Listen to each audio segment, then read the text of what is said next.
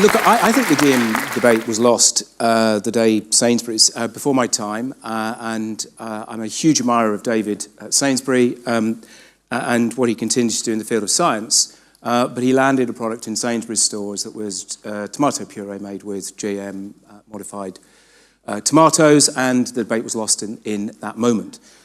We are, I think, in a world, I don't think we're a post-truth world, but facts have less power than they ever have. And I think that is a single direction of travel. It's going to continue. And institutions have less trust than they ever have. The parental relationship between institutions and society at large has, in large part, evaporated. And yet so much of this debate kind of assumes that daddy knows best still in this debate. You know, I don't think it's a sociological issue, actually. I would take issue with that. I think it is a utility issue.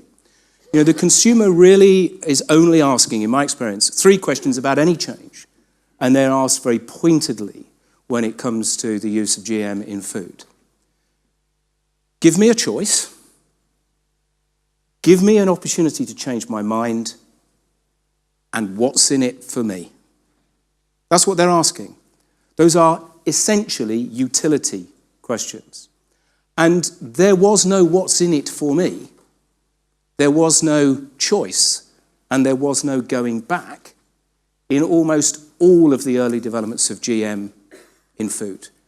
In fact, we in the industry and scientists and other manufacturers all essentially said, you need to make this decision as a wholesale decision, leave the past behind and move to the future.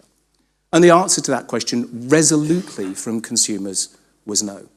And I don't think we've moved 1 inch in that debate with consumers in the last 15 years. And I don't think any amount of changing the conversation around education, embracing people earlier in the decision is going to move the dial much too.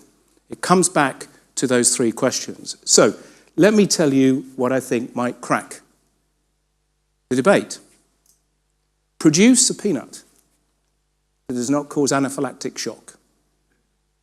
And your 2 headlines in the Daily Mail from widespread acceptance of GM technology in food.